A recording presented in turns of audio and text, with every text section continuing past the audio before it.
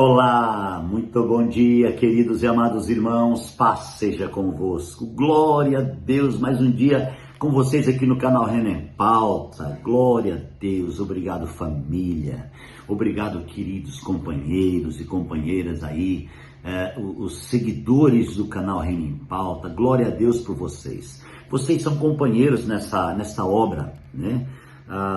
Eu tenho essa visão. Nós somos companheiros e o propósito dessa visão é falar do reino de Deus. Não é falar de placa religiosa, não é falar de igreja evangélica, não é falar, irmãos, de nomenclaturas religiosas, mas é levar uma palavra viva ao seu coração. E o tema dessa série, queridos, é vivendo ou vivenciando. Com certeza, essa reflexão já é a sexta. Com certeza eu vou continuar, amados irmãos, quem sabe até 14 reflexões sobre esse tema, porque Deus está falando muito no meu espírito acerca disso. Bom, viver ou vivenciar, né? São duas coisas quase que parecidas, mas uma trata do exterior, outra do interior. Viver está ligado ao exterior. E eu citei o caso do mancebo de qualidade, que vivia no seu exterior muito bem e que tinha uma religiosidade muito grande, que até, irmãos, achava que obedecia os mandamentos. Porque se ele obedecesse de verdade, quando o Senhor falou para ele ofertar aos pobres, ele não ia dizer não. Quando ele disse não para o Senhor, ele retirou triste, é exatamente porque ele não estava preparado, irmãos, para vivenciar. O grande problema é que muitas vezes nós estamos acostumados a viver e não a vivenciar. Então nós vivemos vamos começar assim, nós vivemos o nosso credo, vamos supor. Eu vivo o meu credo, eu creio, eu sou salvo, não sei o quê, mas eu não vivencio, porque quando eu vivencio o meu credo, a minha fé, eu compartilho ela. Você entende isso? Quando você vive, irmãos, uma fé genuína, você tem um encargo de compartilhar. Então, se você tem um encargo de compartilhar, você vivencia a fé, certo? Por exemplo, eu tenho muito dinheiro, né? Mas eu sou egoísta. Eu não reparto, eu não contribuo, eu não ajudo. Então eu estou apenas vivendo o que eu tenho, eu não estou vivenciando o que eu tenho. Você entende isso? Irmãos, Jesus, ele é a nossa base de compartilhamento. Eu e você só cremos e só entendemos essa visão porque ele compartilhou sua vida conosco. Você entende isso? Jesus compartilhou tanto a sua vida conosco que ele pegou a sua vida, foi para a cruz para pegar a minha vida e colocar na vida de Deus. E quando eu estou falando da minha vida, eu estou falando da minha natureza, do meu DNA. Ele pegou a minha vida, a minha natureza, o homem natural, colocou dentro do homem espiritual que é Deus. Ele pegou o homem espiritual que é Deus, o Senhor de tudo, e colocou dentro de mim, que sou um homem natural. Ele pegou o vivenciamento, o governo de Deus, e colocou dentro do meu viver. E isso causou um choque e uma mudança. E essa mudança me levou à rendição. Esse é o caminho de Deus para as nossas vidas. É mostrar a você a importância que você tem e o desejo que Deus tem de compartilhar a sua vida com você. Então Deus é compartilhável. Deus é comível e bebível. Deus é. E onde Deus está? Dentro daqueles que creem. Isso não é algo doutrinário. Isso não é algo religioso.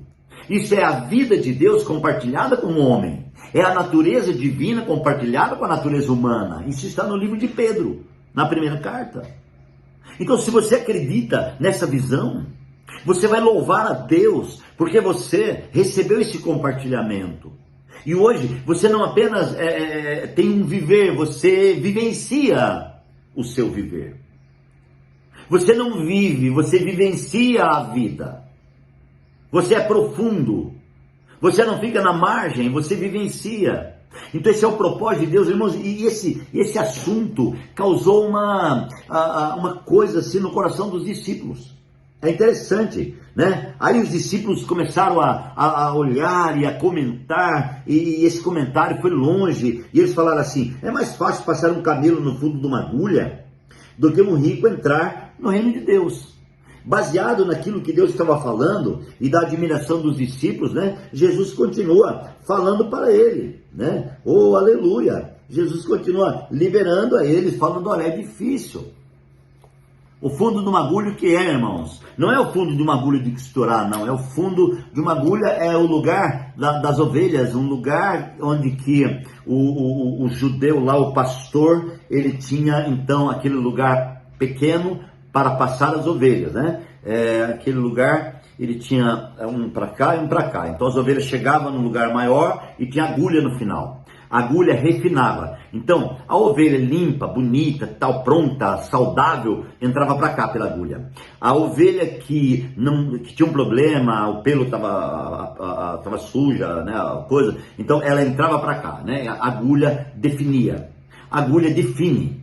A agulha é aquele momento que define. Então, a agulha define, a agulha que definiu quem era o mancebo de qualidade, né? Definiu que ele era um cara que amava mais o seu dinheiro do que a Deus. Então essa agulha está diante de mim e de você, e ela define quem somos. Muitas vezes nós somos ricos, irmãos, do nosso ego. Nós somos ricos, sabe do quê? Da nossa soberba. Nós somos ricos do nosso achismo, da nossa verdade. Nós somos ricos, irmãos, não precisa ser apenas de dinheiro, mas rico de tantas coisas que nos impedem de vivenciar. Muitas vezes a nossa riqueza do ego impede o nosso vivenciamento com a presença de Deus. Muitas vezes o nosso viver nos familiariza, amados irmãos, com Deus e com seus mandamentos, e isso impede do nosso vivenciar. Porque vivenciar está no interior, viver está no exterior. Então eu tenho que dividir bem isso na minha vida para que eu possa ser abençoado de verdade. Porque senão eu vou viver uma mentira, eu vou viver aquilo que eu acho que é verdade. Eu apoio a minha própria mentira dizendo que é verdade. Não tem pessoas assim? Ele mente acreditando na mentira dele. Esse camarada, ele acreditava na mentira dele, e ele tentou fazer esse teatro, essa demonstração diante de Jesus, e não deu certo, porque Jesus é luz, e na última reflexão, na quinta, eu falei sobre a luz. Queridos, então eu creio que Deus está trazendo muita luz no meu e no teu coração acerca disso, do viver e do vivenciar. O vivenciamento é a chamada de Deus. Eu citei Jacó numa reflexão. Deus chamou ele para o vivenciamento. Deus tirou ele do viver lá com Labão e levou ele para o vivenciamento. Perceba que o vivenciamento de Jacó não aconteceu num viver com Labão. Na fazenda de Labão, na terra de Labão. Viveu, irmãos, na agulha. O vivenciamento de Jacó aconteceu na agulha. Então o nosso vivenciamento pode estar acontecendo numa agulha. O que é uma agulha? Uma provação, é uma coisa que define. Quem sabe uma provação grande está definindo o meu vivenciamento. Porque através da provação eu estou sendo aprovado. Aquela ovelha que passou pela agulha, ela foi aprovada, ela está limpa, ela está abençoada, ela está saudável, né? E aquelas que não estão saudáveis vai para outro lado. O vivenciamento mostra quem eu sou, amados, no meu interior. Enquanto o viver mostra quem eu sou no meu exterior. A marca, o charme, palavras persuasivas, pinturas, maquiagem, não é? Mas o vivenciamento revela o tamanho do Deus que eu creio. E é isso que Deus quer, irmãos. Aleluia. Viver Deus na realidade, na íntegra, irmãos, é vivenciar. Quando você vivencia a sua fé, você acredita e você enxerga onde não tem nada. E você vai e no meio das trevas, do escuro, você vê uma luz. Porque você está vivenciando a luz. Você acredita. Deus está com você. Agora, quando você vive apenas, então é aquele glamour da religião, é aquele glamour da demonstração, é aquele glamour da aparência. Você pode generalizar isso em todo aspecto. Quando tem muita aparência, tem um viver aparente, ou aparentemente lindo, aparentemente chique. Mas quando você vai olhar no interior, não tem vivenciamento. Um dia Jesus chamou, irmãos, aqueles homens, os fariseus, de sepulcros caiados. Irmãos, o sepulcro caiado é o seguinte: por fora ele é bonito. Você vai no cemitério, tem sepulcros lindos, com azulejo, com mármore, às vezes com porcelanato, coisa linda, né? Ali aquela placa da lápide escrita lindo, né? Brilhando, parece ouro. Mas abre o túmulo para você ver o que tem dentro. Então, não adianta aparecer, é preciso vivenciar, né?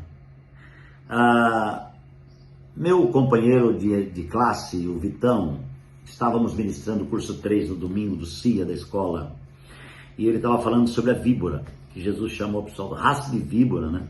E ele estava explicando o que é uma víbora. A víbora não é a cobra normal, é aquela cobra que come a outra cobra. A filha come a mãe.